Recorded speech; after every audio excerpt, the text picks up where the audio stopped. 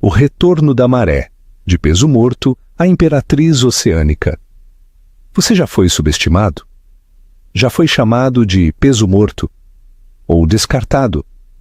Prepare seus sentidos, porque a história de Helena Vargas está prestes a provar que, às vezes, o tesouro mais valioso se esconde nas profundezas, esperando o momento perfeito para emergir e mudar o mundo.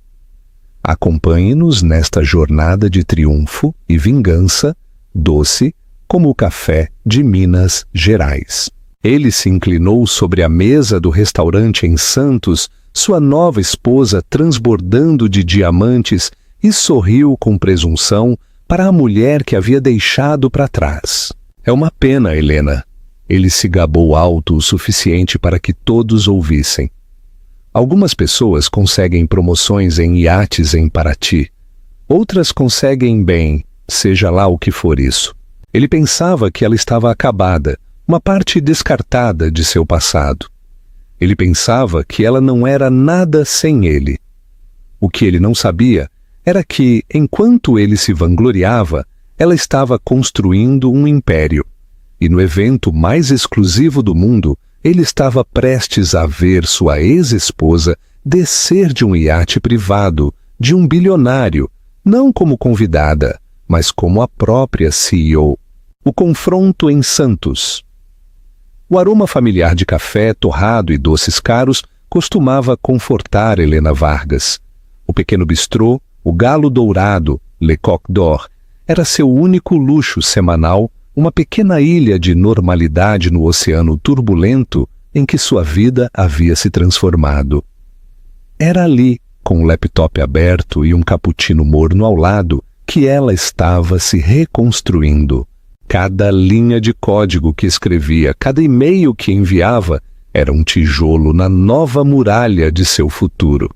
Então, o sino sobre a porta tocou e uma sombra pairou sobre sua mesa. «Ora, vejam só quem está aqui», disse uma voz que ainda a assombrava em seus momentos de fraqueza.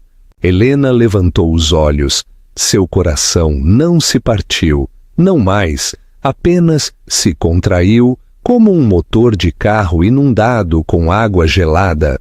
Marcelo Guimarães, seu ex-marido, estava ali, vestindo um terno tão novo que ainda parecia rígido.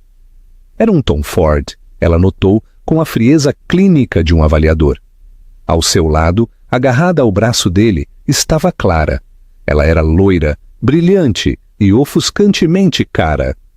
Uma pulseira Love da Cartier empilhada ao lado de uma pulseira de tênis de diamantes, que Helena sabia, com certeza, custava mais do que toda a sua pós-graduação. Mas ela... «Clara», disse Helena com a voz admiravelmente firme. Ela fechou o laptop. «Helena, querida», gorjeou Clara, sua voz um sino agudo e tilintante de falsa simpatia. «Quase não te reconheci. Você parece... confortável. Confortável».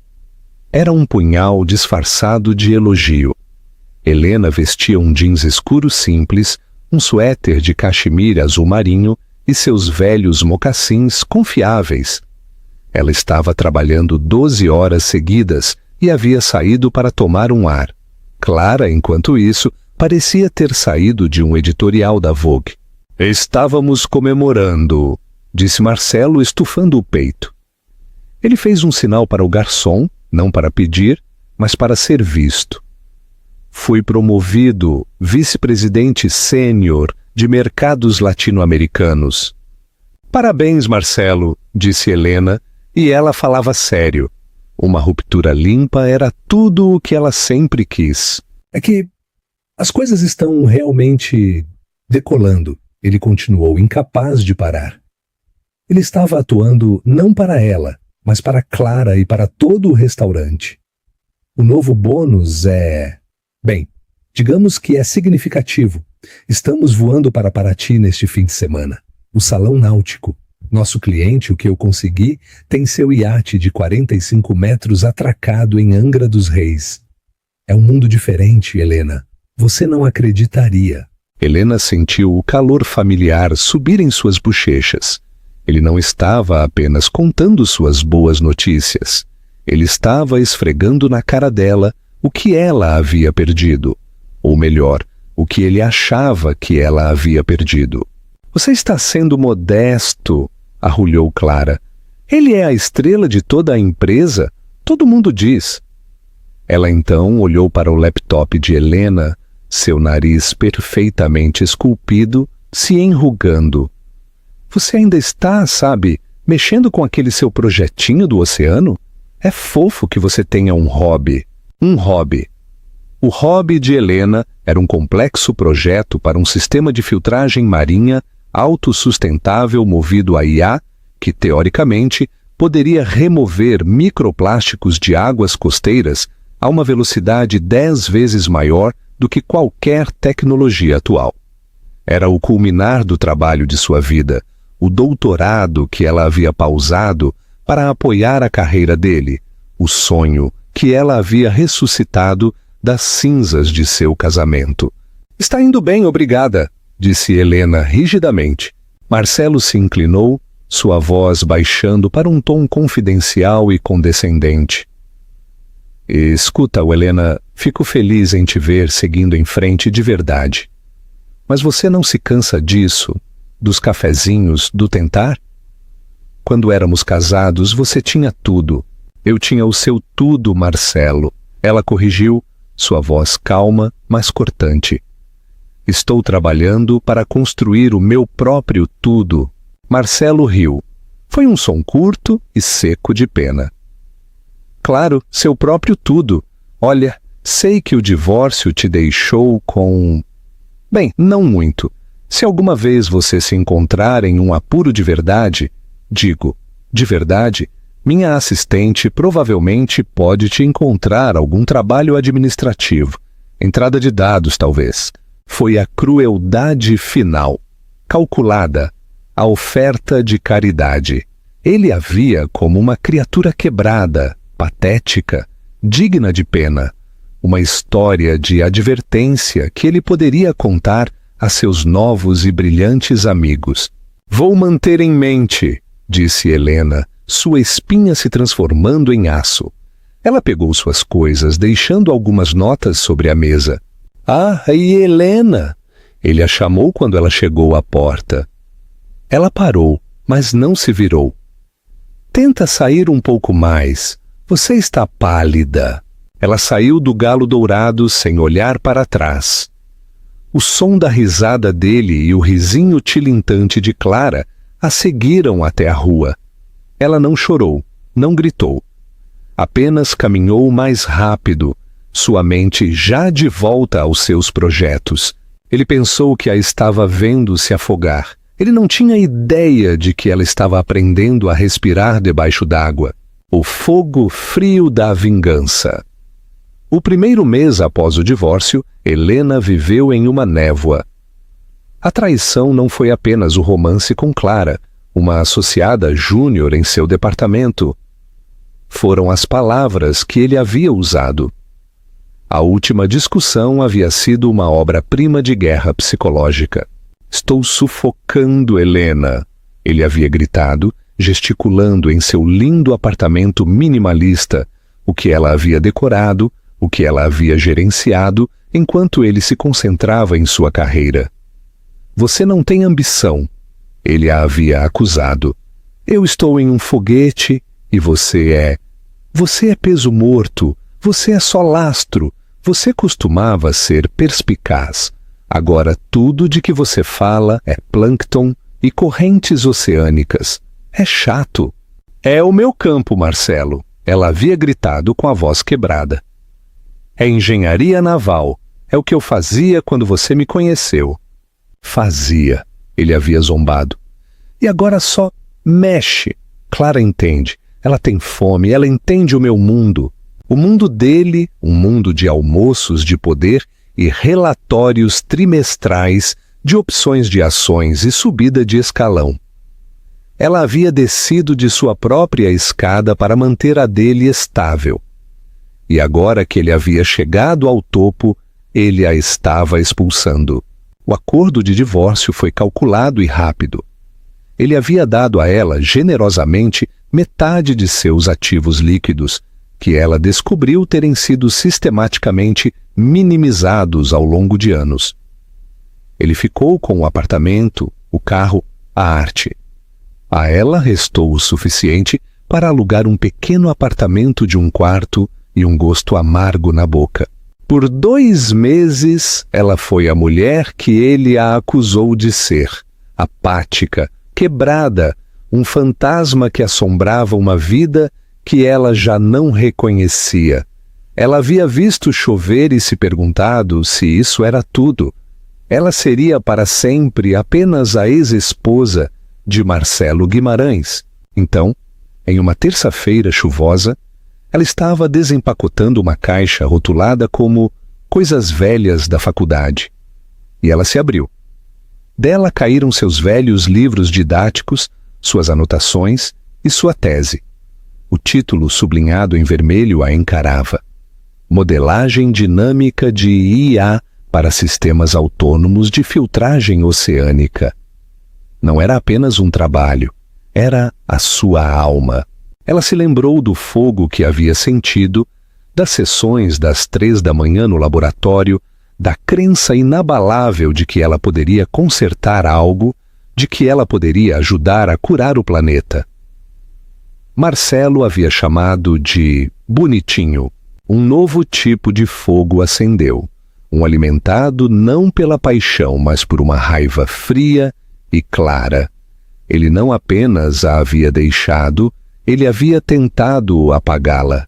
Ele havia tentado convencê-la de que o seu eu mais brilhante era peso morto. Ela vendeu a única coisa valiosa que ele a havia deixado manter, um par de brincos de diamante que ele havia dado a ela em seu 5º aniversário. Ela sempre os odiou. Pareciam uma transação.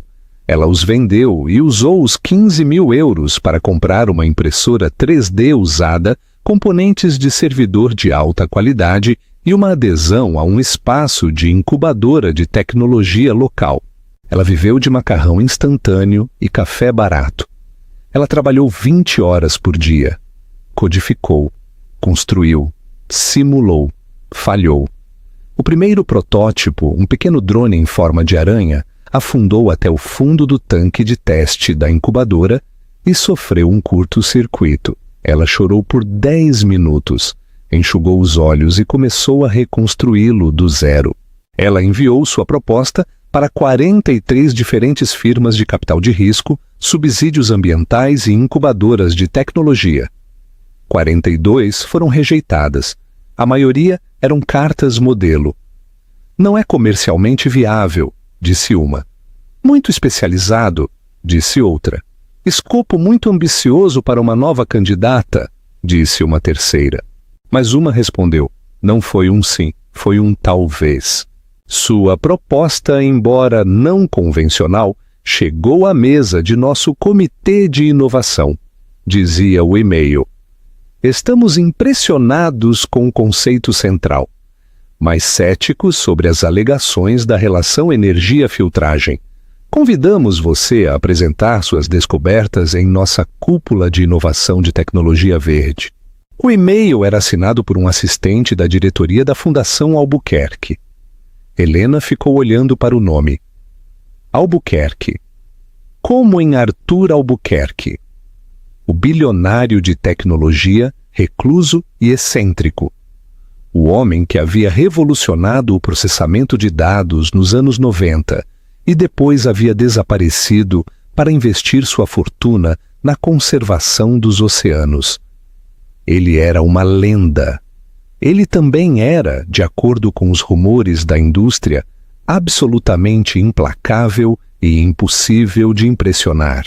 Ela tinha uma chance. A engenheira. Ela reservou uma passagem de ônibus para São Paulo. Ela não podia pagar por um hotel. Então ela planejou dormir no ônibus, apresentar e retornar no mesmo dia. Ela embalou seu protótipo, agora chamado Sereia, em um estojo Pelican reforçado e saiu para a chuva. Uma mulher nova. Não Helena, a ex-esposa, mas Helena Vargas, a engenheira. A sede da Fundação Albuquerque não era uma reluzente torre de vidro e aço. Era um prédio baixo e modesto de concreto e sequoia, aninhado em um bosque, um lugar que ouvia em vez de gritar. Helena, em seu único terno bom, um cinza carvão ligeiramente grande, de uma loja de segunda mão, sentiu suas mãos tremerem. Ela estava em uma sala de reuniões que parecia mais uma biblioteca universitária, toda madeira escura e couro. No final de uma mesa muito longa estava Arthur Albuquerque. Ele não era o que ela esperava. Ele tinha quase 70 anos, com uma vasta cabeleira branca, um rosto curtido e olhos azuis penetrantes. Ele vestia uma camisa de flanela desbotada e jeans. Ele parecia mais um capitão de barco de pesca do que um homem avaliado em 50 bilhões de dólares. Senhorita Vargas, ele disse, sua voz um sussurro grave. Ele não se levantou. Apenas apontou para a cadeira na frente dele. Você tem 30 minutos. Minha equipe diz que seus cálculos são otimistas. Helena respirou fundo. Meus cálculos são precisos, Sr. Albuquerque. Apenas são novos. Nos 20 minutos seguintes, ela não apenas apresentou. Ela ensinou. Ela voou. Ela mostrou suas simulações, seus dados, seus modelos CAD. Ela falou sobre dinâmica de fluidos, busca de caminho por IA e biopolímeros compostos que podiam prender microfilamentos sem danificar o zooplâncton. Os membros da diretoria, 3 homens e 2 mulheres em ternos impecáveis, a cutucaram. E o custo energético? Perguntou um. Resolvido, disse Helena, passando para um slide. É autossustentável, usa microgeradores de maré. Ele não se move contra a corrente. Pensa com ela. Hiberna, ancora, move. Não é uma máquina, é uma criatura. E o custo de fabricação? Alto no início, admitiu Helena, mas os biopolímeros são autorreparáveis. A vida útil projetada é de 15 anos contra o ciclo de 2 anos dos filtros padrão. O ROI a longo prazo não é apenas economia, é a sobrevivência do ecossistema. Houve silêncio. Arthur Albuquerque não havia dito uma palavra. Ele apenas a encarava com a cabeça inclinada.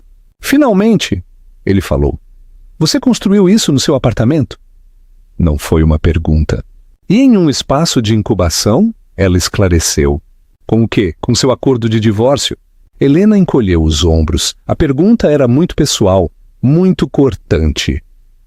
Com o meu capital, Sr. Albuquerque. Foi um investimento inicial de um investimento anterior que falhou. Um pequeno sorriso surgiu nos lábios de Albuquerque. Boa resposta, mas você está errada em uma coisa.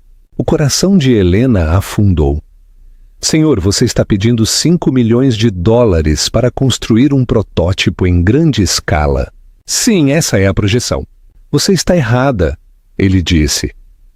Ele se inclinou para a frente. Todo o peso assustador de seu intelecto e poder preencheu a sala. 5 milhões é um erro de arredondamento. Não é suficiente. Para construir isso, para fabricar em escala, para superar os obstáculos regulatórios, para implantar no Atlântico, no Pacífico. Você não precisa de 5 milhões.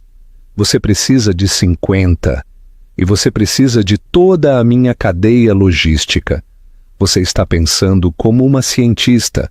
Você precisa começar a pensar como uma general. Helena estava sem palavras. Eu não entendo. Não estou interessado em financiar seu projeto, senhorita Vargas, disse Albuquerque levantando-se. Os membros da diretoria se levantaram apressadamente. Helena sentiu o chão afundar sob seus pés. Acabou. Estou interessado em adquiri-lo. Ele continuou circulando a mesa. Estou criando uma nova subsidiária da Albuquerque Indústrias.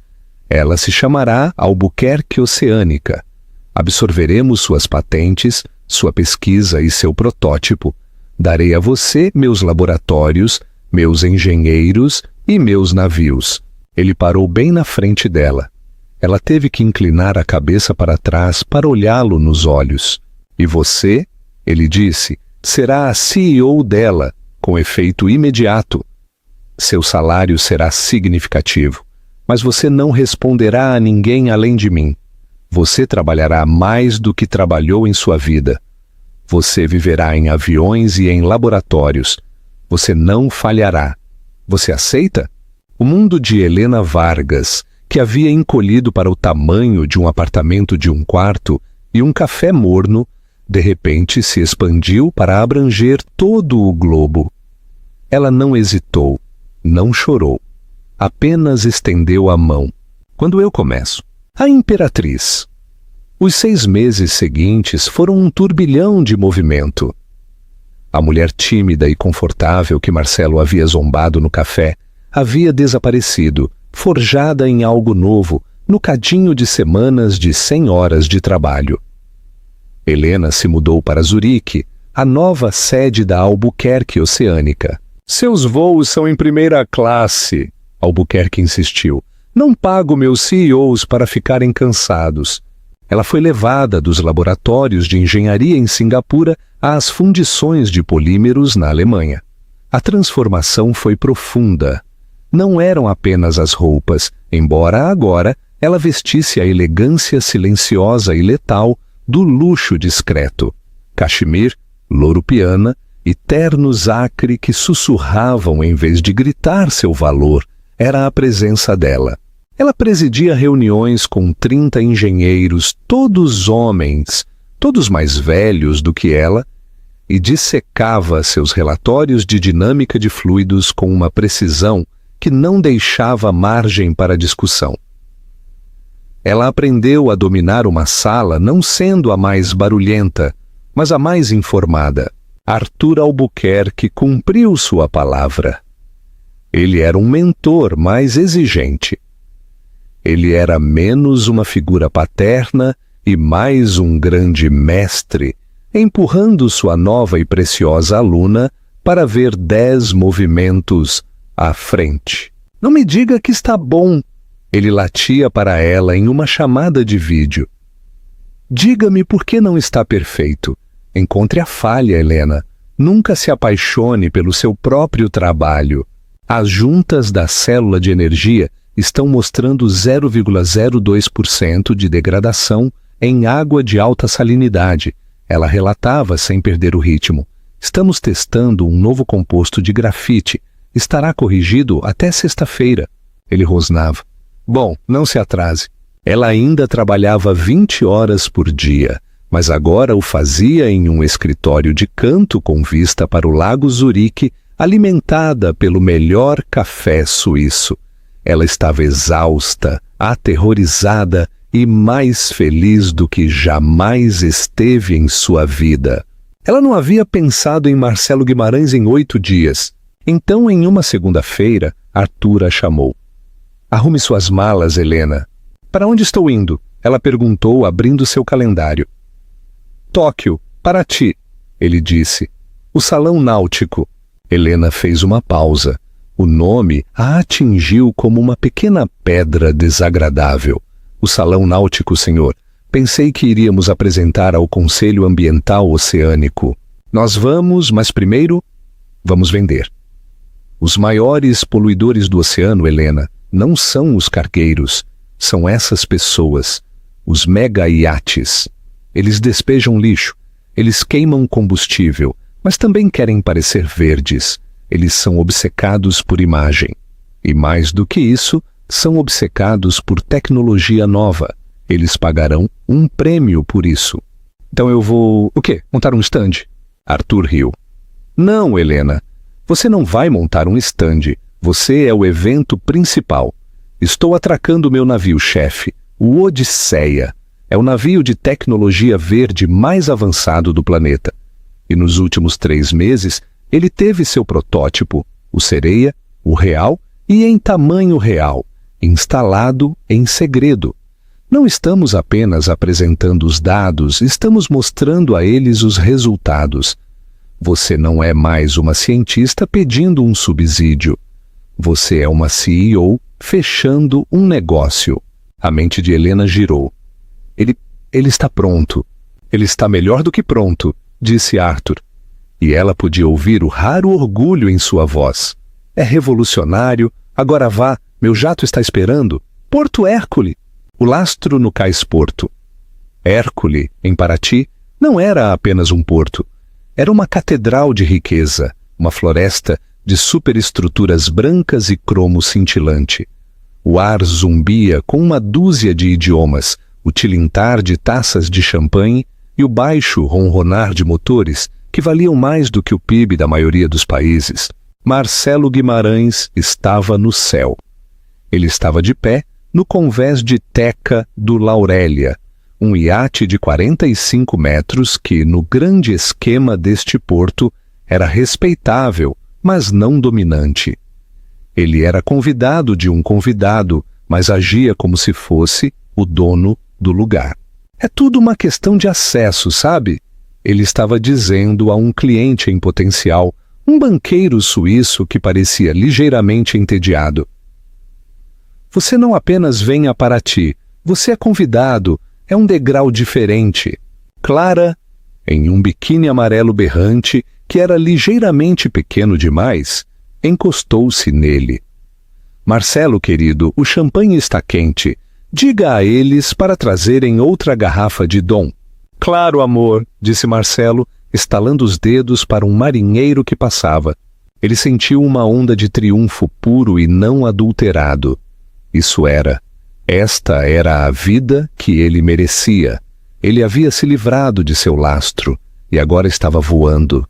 Ele olhou para a multidão no cais, os turistas, os esperançosos, os meros milionários, e ele sorriu presunçosamente. E então ele a viu. Ela estava de pé no cais, logo além da barreira de segurança, olhando para um tablet. Ela não estava vestida para uma festa, mas para negócios.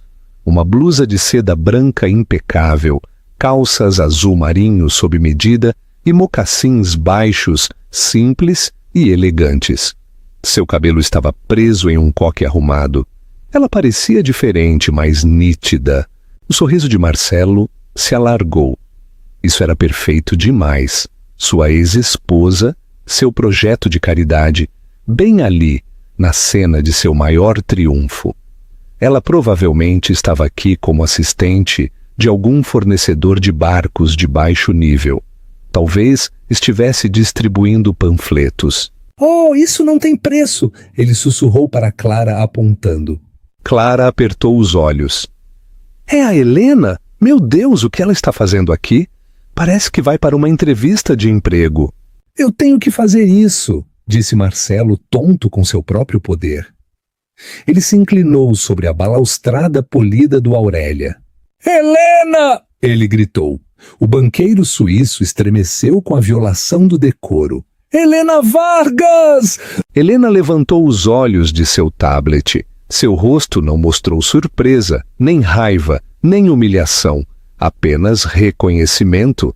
Ela deu a ele um aceno frio e cortês. Que coincidência te ver por aqui, disse Marcelo, sua voz pingando condescendência. Um pouco fora do seu elemento, não é? Isso é o fundo. Você deveria ficar na piscina local. Algumas pessoas no convés do Aurélia riram baixinho. Clara riu e acenou. Helena simplesmente olhou para o relógio. Olá, Marcelo, Clara, o que há de novo? Estamos ótimos, Marcelo trovejou. Estamos prestes a fechar um negócio. Você sabe como é. Ele gesticulou ao redor do barco. É assim que a outra metade vive, certo? O que a traz por aqui limpando barcos? Helena olhou para ele, sua expressão ilegível. Na verdade, estou aqui para uma apresentação. Uma apresentação? Marcelo soltou uma risada completa. Um relincho arrogante. Para quem? Para as gaivotas? Não me diga que é seu projetinho do oceano. Algo assim, disse Helena. Neste exato momento, um silêncio caiu sobre sua seção do cais. O murmúrio educado da multidão foi perfurado pelo som de um tipo diferente de motor, o zumbido elétrico agudo de um bote auxiliar feito sob medida. Era um bote Wally, um acessório de barco de $2 milhões pintado em preto fosco. Ele deslizou pela água e parou no portão de segurança VIP, bem onde Helena estava de pé. Os seguranças, que estavam ignorando a todos, ficaram em posição de sentido. 2 homens em ternos escuros e sóbrios saíram, seguidos por uma figura que fez o sangue de Marcelo Guimarães gelar. Era Arthur Albuquerque. Não uma foto dele, não um sósia, o verdadeiro Arthur Albuquerque. O homem mais poderoso, mais recluso e mais respeitado na tecnologia. Ele era um rei. E este porto era sua corte. O cliente banqueiro suíço de Marcelo engasgou. Aquele é Albuquerque. Albuquerque se aproximou do cais, viu Helena, e um sorriso caloroso surgiu em seu rosto curtido. Ele ignorou os olhares, os suspiros sussurrados e o flash de algumas câmeras. Helena, querida, ele disse, sua voz clara sobre a água. Está tudo pronto para a demonstração? Helena assentiu, completamente profissional. Sim, Sr. Albuquerque, as novas métricas do filtro acabaram de chegar da travessia do Odisseia. Elas são excepcionais. O cérebro de Marcelo tentou processar as palavras. Sr. Albuquerque, Helena? Odisseia. Excepcionais. Era uma salada de palavras impossível. Albuquerque sorriu. Eu te disse, nunca aposte contra uma boa ideia. Ele então apontou para o bote auxiliar que esperava. Depois de você, senhora CEO. Senhora CEO. As 2 palavras ecoaram pela água. A taça de champanhe de Marcelo congelou a meio caminho de sua boca. O sorriso perfeito de Clara se desfez, deixando seu rosto inexpressivo e boquiaberto. Helena Vargas. O lastro. A obista. A mulher a quem ele havia oferecido um emprego de entrada de dados subiu no bote auxiliar de $2 milhões. Ela se sentou, cruzou as pernas e, logo antes de o barco se afastar, levantou o olhar. Ela fez contato visual com Marcelo.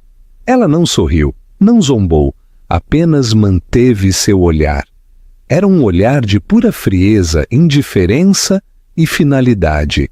O barco disparou. Não para um barco de nível médio como o Aurélia, mas para o horizonte do porto, onde estava ancorada a rainha indiscutível do show, o Odisseia. Era um Leviatã de 125 metros de vidro e teca sustentável, uma maravilha tecnológica sobre a qual todos estavam falando, mas a bordo da qual ninguém havia sido convidado. E sua ex-esposa, a mulher que ele havia chamado de chata, estava indo para o convés dela, o último recurso. No convés de teca do Aurélia, o silêncio era físico. A música lounge alegre que estava tocando ao fundo, de repente parecia estridente e alta. Marcelo Guimarães estava congelado, os braços ainda apoiados na balaustrada, a taça de champanhe esquecida em sua mão. Senhora. CEO. As 2 palavras ecoavam no vazio repentino, repetindo-se em sua mente. Ele não conseguia fazer com que se encaixassem. Esta era Helena, a sua Helena, a quieta, a que usava suéteres confortáveis e fazia gráficos sobre plâncton como hobby. CEOs eram homens como ele. CEOs não eram ela. Ele tentou soltar uma gargalhada. Saiu como um som seco e sufocado. Bem, ele disse virando-se para a pequena multidão no convés. Ela certamente caiu de pé. Bom para ela. Ele estava tentando soar magnânimo, como se fosse um mentor orgulhoso que a havia dispensado. Ninguém sorria. O banqueiro suíço, o Sr. Staub, que havia sido a imagem da cortesia entediada, agora olhava para Marcelo com uma nova e assustadora intensidade. Ele parecia um biólogo que acabara de descobrir uma nova e particularmente detestável espécie de inseto. Você conhece Helena Vargas? Perguntou Staub. Sua voz não era mais entediada. Era uma lâmina de aço plana e fria. Marcelo, ainda tentando salvar a situação, estufou o peito. Conhecê-la? Claro! Eu a fiz! Ela é minha ex-esposa! Ele disse as duas últimas palavras com uma familiar arrogância desdenhosa. Foi o movimento errado. Os olhos de Staub se arregalaram e ele soltou uma risada curta e aguda, de puro e de incrédulo desprezo. Sua ex-esposa? Clara, que havia estado agarrada ao braço de Marcelo, agora parecia completamente perdida. Seu sorriso perfeito e de bico havia desaparecido, substituído por uma confusão boquiaberta. Marcelo, do que ele está falando? C.O. Isso é impossível. Ele deve estar errado. Ela não é nada. Ela é só... Ela... interrompeu Staub, sua voz cortando o ar. É a nova CEO da Albuquerque Oceânica. Ele apontou para o bote, agora um borrão preto que disparava em direção à Odisseia. É Arthur Albuquerque, o Arthur Albuquerque. O projeto de oceano dela, como você tão encantadoramente chamou. Minha firma, junto com todas as outras grandes casas de investimento em Zurique, tem tentado conseguir uma reunião de 30 minutos com a senhorita Vargas por um mês. Estivemos oferecendo honorários de consultoria de 6 dígitos apenas para obter a opinião dela. Marcelo estava sem palavras, ele só podia olhar.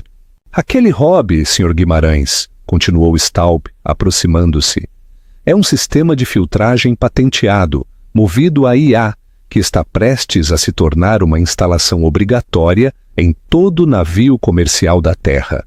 As novas regulamentações marítimas da ONU, que me dizem que serão anunciadas no próximo mês, estão sendo redigidas em torno da tecnologia dela. Staub gesticulou para o porto, para os bilhões de dólares em ativos flutuantes. Ela não é apenas tecnologia verde, seu idiota. Ela é um imposto global, é um monopólio de uma única mulher.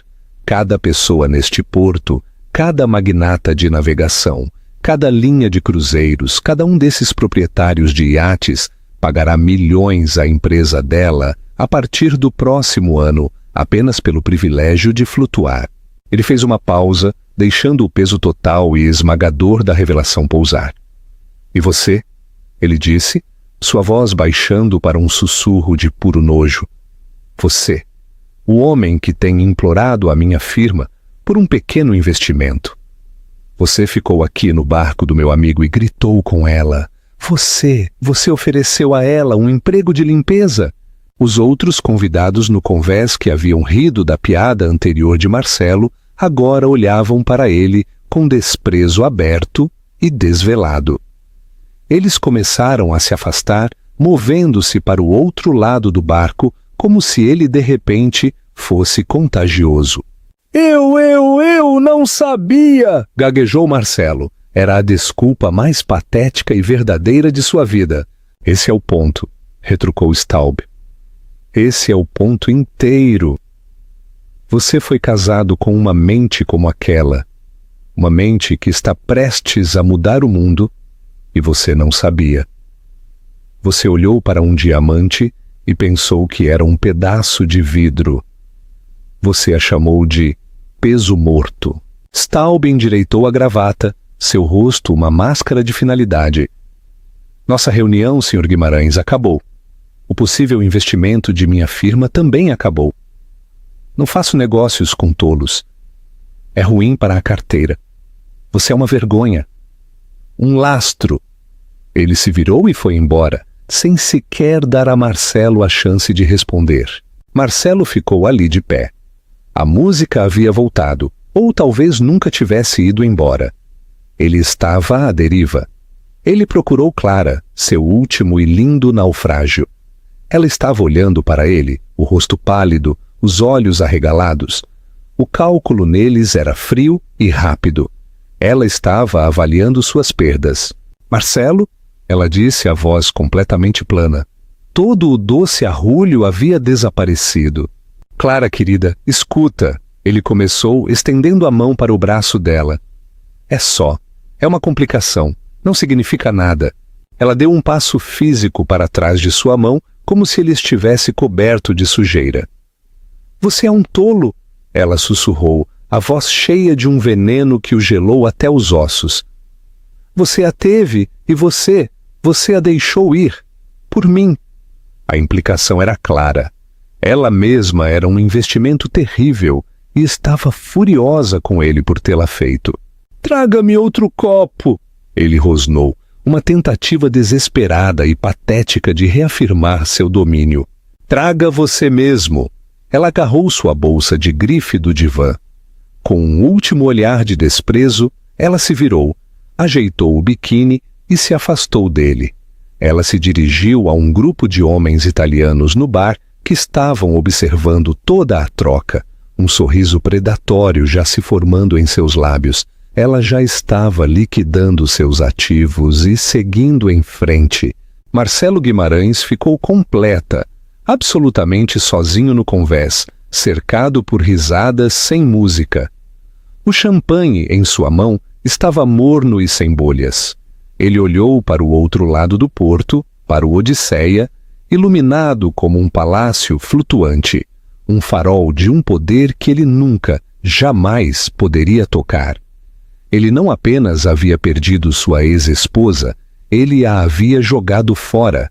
Ele havia jogado a chave de todo o mundo, tudo porque era muito arrogante, muito pequeno e muito cego para ver o que tinha bem na frente dele. A nova maré. O convés de popa do Odisseia não era um espaço de festa, era um teatro de inovação. O sol estava se pondo sobre Paraty, banhando os superiates do Porto Hércule em uma rica luz dourada. Mas aqui, no navio-chefe de Arthur Albuquerque, a luz era um azul elétrico frio.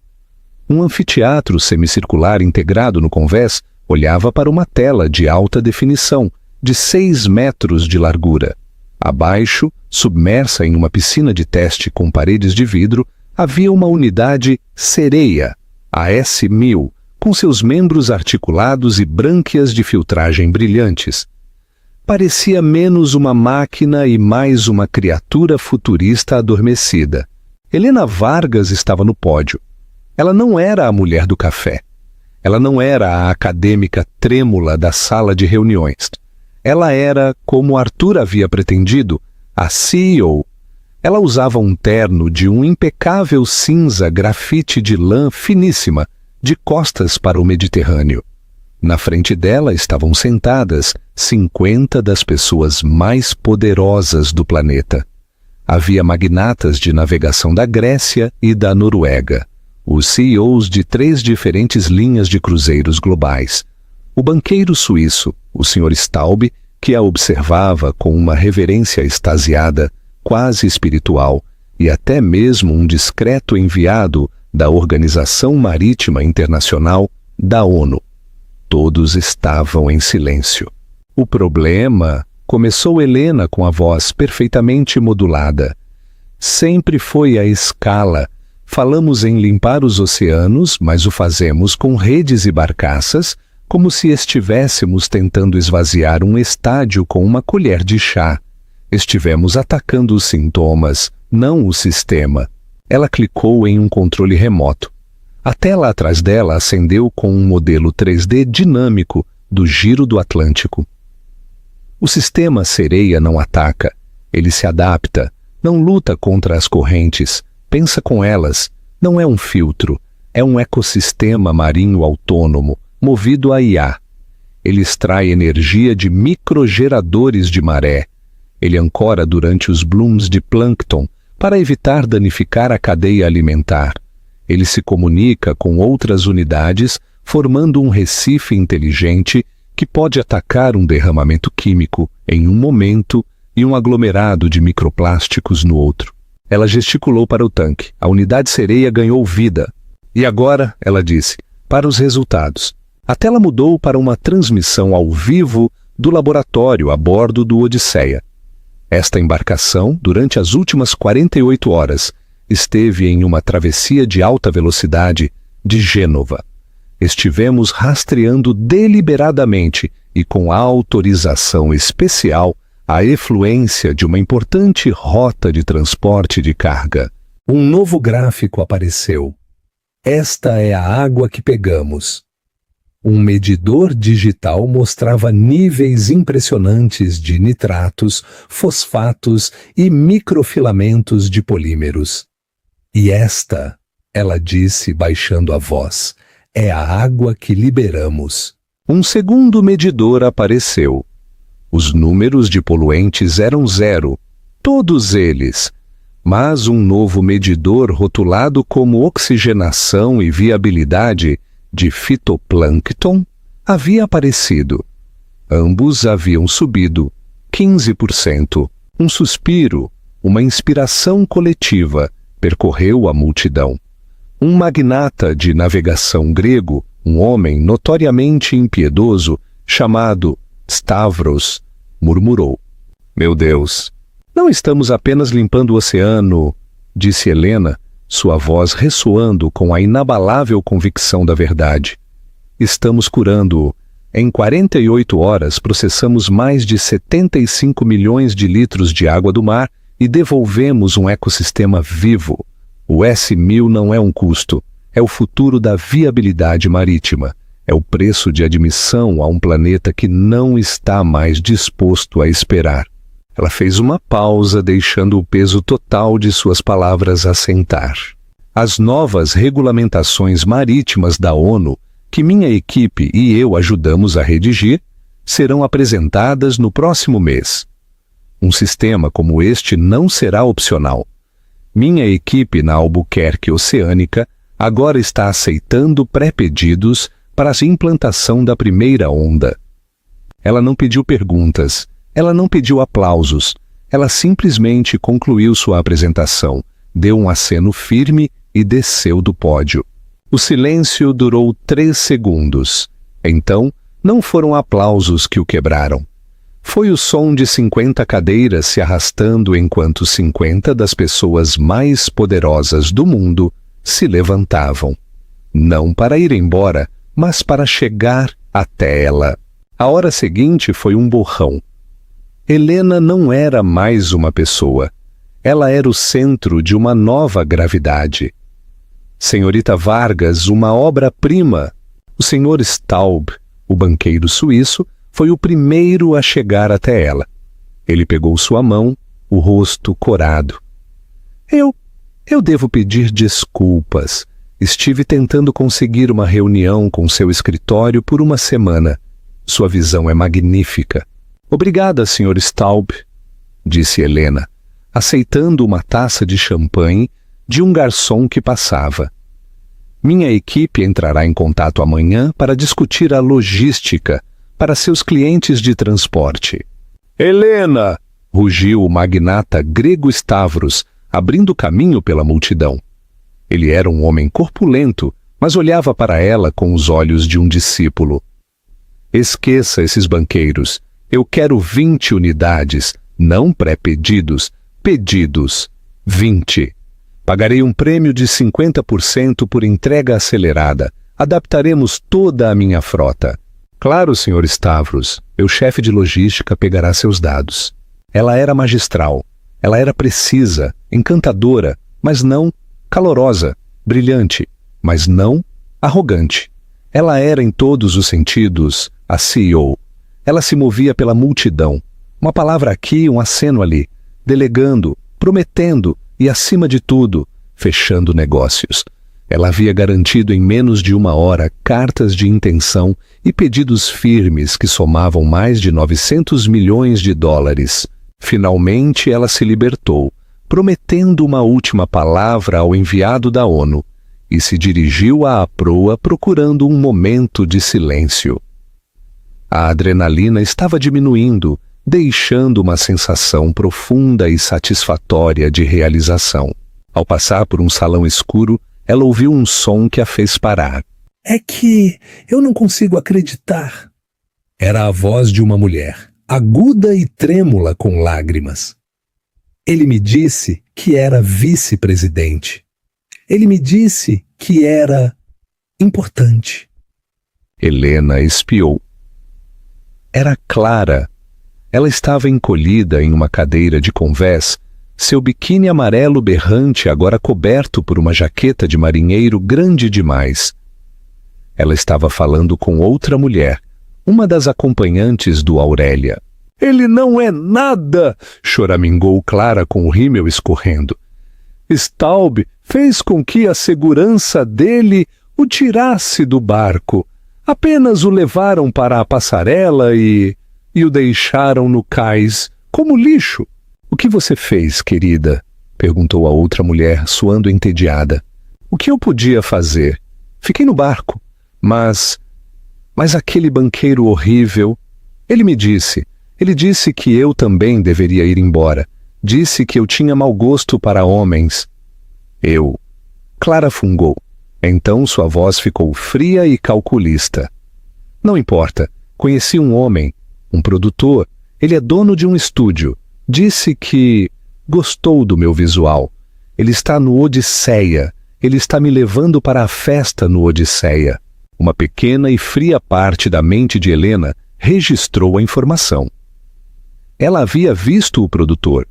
Ele tinha 70 e poucos anos, com um olhar reptiliano e uma notória reputação. Clara era, ela percebeu, como Marcelo, uma parasita sempre procurando o próximo hospedeiro. Helena não sentiu nada, nem pena, nem superioridade, apenas nada. Ela se virou e se afastou, deixando para trás o som do choro de Clara. Ela seguiu por uma escada em espiral privada para o convés superior do Odisseia, um lugar reservado apenas para duas pessoas, Arthur Albuquerque e sua CEO. Arthur estava de pé na balaustrada, com um copo simples de água mineral na mão. O porto era um tapete de diamantes. Abaixo deles, o barulho das festas e da cidade era um zumbido distante e civilizado. Bem, disse Arthur sem se virar. Eu diria que isso correu muito bem. Stavros parecia que ia te beijar. Nunca o vi olhar para ninguém assim, exceto talvez para seu primeiro petroleiro. Helena sorriu, um sorriso real e cansado. Ele está totalmente engajado, 20 unidades, e a frota norueguesa quer licenciar a patente para suas operações árticas. 900 milhões de dólares em uma tarde, murmurou Arthur. Não é um dia de trabalho ruim, senhora CEO. Ele finalmente se virou para ela, seus olhos azuis afiados no crepúsculo. Você lidou com aquela distração. Bem hoje, o sorriso de Helena desapareceu. A fria pedra de vergonha que ela havia sentido antes retornou, aguda e indesejada. A distração, senhor. Você se refere à falha do sensor no Convés 4? Não, disse Arthur, sua voz calma. Seu ex-marido, Marcelo Guimarães? Eu vi toda a interação do bote.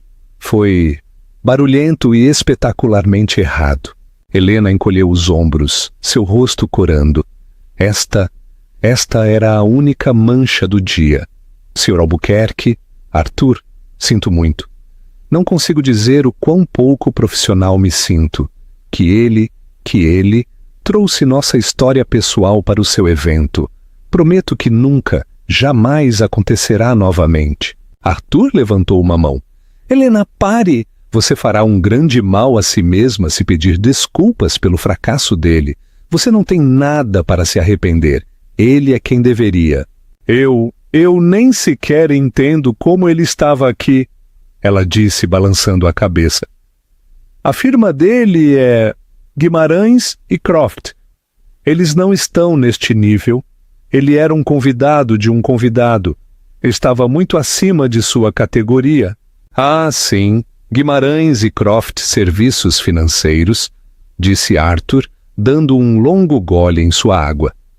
Uma ambiciosa firma de aquisições de nível médio de Zurique, carteira decente, mas super alavancada. Eles eram agressivos. Você os conhece? Perguntou Helena, confusa com o conhecimento detalhado dele. Oh, sim, disse Arthur com uma notável falta de drama. Eu os conheço intimamente. Eu os comprei há 7 meses. O ar saiu dos pulmões de Helena de repente. O som da cidade, a água, tudo pareceu silenciar. Você... O quê?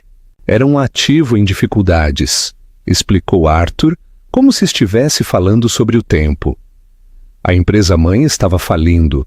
Absorvi a carteira deles para pegar algumas de suas participações em biotecnologia.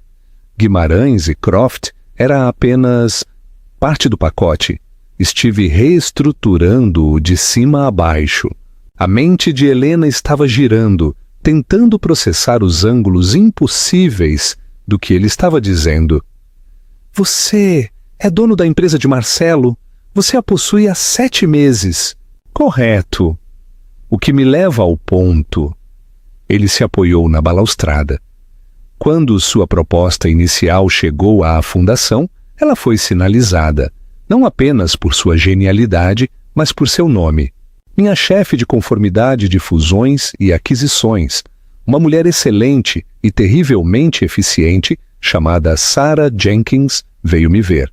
Ela me disse, continuou Arthur, Senhor, temos um possível conflito de interesses. A mulher com a proposta revolucionária de tecnologia verde. Helena Vargas, ela é a ex-esposa de um de nossos vice-presidentes no escritório de Zurique, Marcelo Guimarães. Eu vejo, disse Helena com a voz pequena. Então você sabia? Eu sabia dele, corrigiu Arthur, mas pedi a Sarah para fazer uma investigação completa, procedimento padrão ao considerar um novo executivo de alto nível. Verificamos qualquer possível responsabilidade, pessoal, financeira, o que for. Verificamos as pessoas com quem você trabalhará e verificamos as pessoas que você deixou para trás. Ele a olhou. O relatório dela foi exaustivo. Acontece que o Sr. Guimarães não é apenas um tolo arrogante, ele é um ladrão. Um ladrão? Ela sussurrou horrorizada. O quê? O que você quer dizer? Como da empresa? De todos, disse Arthur, sua voz endurecendo. Primeiro, de você. A auditoria de Sarah descobriu que ele estava apresentando pedidos de benefícios para uma cônjuge, da qual ele se divorciou 6 meses antes. Ele ainda a reivindicava como dependente em seu plano médico e odontológico corporativo, de alto nível. Não é muito dinheiro, não para ele, mas é fraude de seguro. É um delito grave e é estúpido. Helena se sentiu doente. Todos aqueles meses ela estava pagando seu próprio seguro terrível e de baixo nível. Ele a estava usando. E então, continuou Arthur, ele roubou de mim. Seus relatórios de despesas eram uma obra de ficção. Ele estava gastando jantares de clientes em restaurantes em Mônaco e Paris, jantares que, quando cotejados, descobriu-se que eram com a senhorita Clara. Ele estava usando fundos da empresa para construir sua nova vida sobre as cinzas da antiga. Ele estava faturando à empresa viagens aéreas em primeira classe que ele nunca realizou. Ele é um parasita, Helena. Um pequeno e comum parasita de jardim. Helena olhou para ele sem palavras. As peças estavam se encaixando. A arrogância, o novo terno, o desespero. Você adquiriu minha empresa, ela disse, as palavras presas em sua garganta. Porque era brilhante, porque era o futuro. Sem dúvida, assentiu Arthur. É a peça de engenharia naval mais importante que já vi em minha vida. Você é uma gênio, e eu queria essa gênio em minha equipe. Essa é a única razão pela qual você está aqui. Ele fez uma pausa.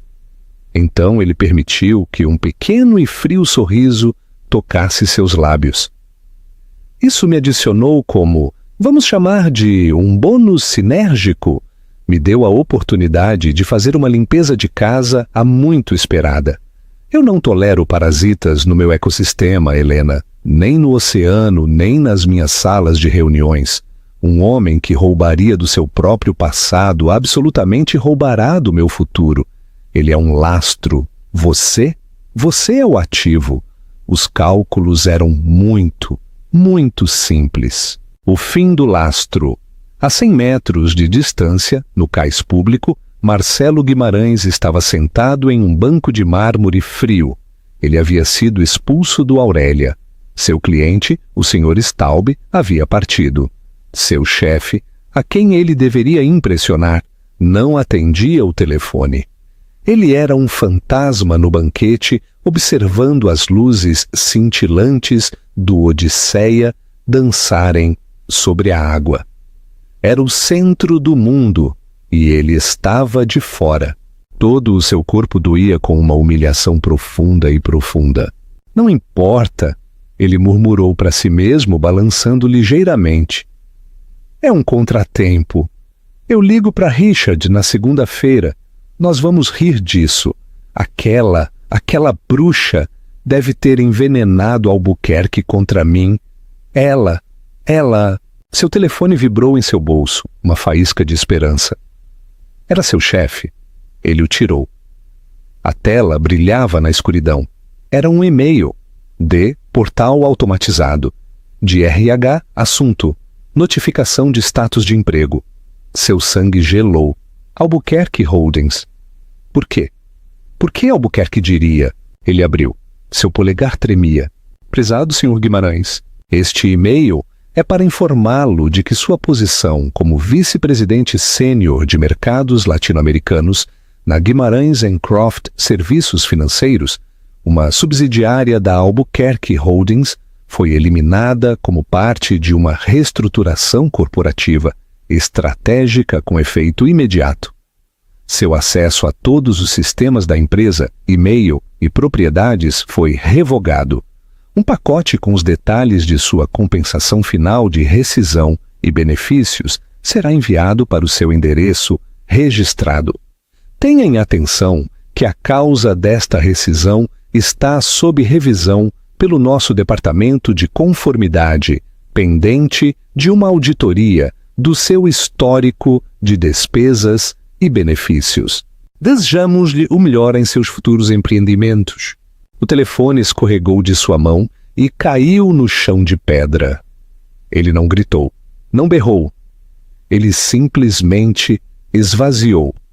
O terno Tom Ford, o peito estufado, o sorriso arrogante. Tudo se dissolveu, deixando um homem vazio e aterrorizado em um banco. Ele pegou o telefone freneticamente. Tentou abrir seu aplicativo de e-mail da empresa, um banner vermelho. Acesso negado. Tentou fazer login na VPN corporativa. Usuário não encontrado. Era real. Ele levantou o olhar desesperado, escaneando a multidão. Ele a viu. Clara. Do outro lado da rua. Ela estava rindo. Seu agudo tilintar cortava a noite. Ela estava entrando em um Bentley preto. Um homem de cerca de 70 anos beijava a mão dela. Ela entrou. A porta fechou com um baque caro e o carro se afastou. Ela nunca sequer olhou em sua direção. Ele estava sozinho. Ele não era nada. O homem que pensava estar em um foguete tinha acabado de ser ejetado, deixado para queimar na atmosfera. Pelas correntes. De volta ao Odisseia, Helena olhou para a luz em seu próprio telefone. Arthur estava olhando para seu Patek Philippe Vintage. Você disse que as contas eram simples, disse Helena, a voz baixa. Eram, disse Arthur. Era um mau investimento e eu sempre corto minhas perdas. Toda a sua divisão foi dispensada há 2 dias. Ele simplesmente não estava verificando seus e-mails. Ele não estava aqui celebrando uma promoção, estava? Ela perguntou, a última peça patética se encaixando. Não. disse Arthur com um tom de finalidade. Ele estava aqui com seus últimos centenas de dólares de dinheiro de despesas roubado, uma tentativa desesperada e patética de fazer contatos para sair de um buraco que já havia acabado. Ele não estava celebrando Helena, ele estava em pânico. Ele era, em uma palavra, redundante. Helena olhou para o relógio. Que horas são em Zurique? 9 da noite, disse Arthur. O aviso automático de demissão estava programado para ser entregue em sua caixa de entrada pessoal bem agora. Helena fechou os olhos. Ela não sentiu alegria, não sentiu triunfo. Ela nem sequer sentiu raiva. Ela apenas sentiu leveza. O último laço invisível que a havia ligado a Marcelo Guimarães, a sua antiga vida, a mulher do café, não apenas se partiu. Nunca esteve realmente lá. Havia sido uma ilusão e agora havia evaporado. Ela se virou da cidade e olhou para a vasta e escura extensão do mar aberto. Ele me chamou de peso morto, disse sua voz apenas um sussurro. Disse que eu o estava esperando, segurando. Um erro compreensível, respondeu Arthur, juntando-se a ela na balaustrada. Ele também olhou para o horizonte escuro. Ele é um homem que só viveu na superfície. Ele fica impressionado com as ondas, o spray, o ruído. Ele não tem ideia do poder das correntes subjacentes, as que realmente movem o mundo. Ele levantou seu copo de água, o gelo tilintando suavemente. Pelas correntes, senhora CEO. Helena levantou sua taça de champanhe, as bolhas prendendo a luz da lua. Ela pensou no código que escreveu, nos motores que projetou, nos sistemas profundos, silenciosos e poderosos que neste exato momento estavam curando o mundo. Pelas correntes, disse sua voz clara e forte. Vamos mudar a maré. Que retorno triunfal! Helena não apenas obteve sua vingança, ela obteve sua redenção. Ela provou que a pessoa que alguém descarta pode ser o tesouro que o mundo inteiro está esperando. Seu ex pensou que ela era um peso morto, mas ela era quem tinha o brilho para mudar o mundo. Ele ficou com sua arrogância e ela ficou com um império. O que você achou da história de Helena? Alguém já te subestimou apenas para você voltar mais forte do que nunca? Deixe seus pensamentos nos comentários abaixo. Lemos cada um deles. E se você amou esta história de triunfo e justiça poética, faça um grande favor e deixe um like. Compartilhe este vídeo com alguém que precise ouvi-lo. E o mais importante, inscreva-se no canal para mais histórias poderosas como esta. Temos uma nova chegando em breve e você não vai querer perder. Obrigado por assistir.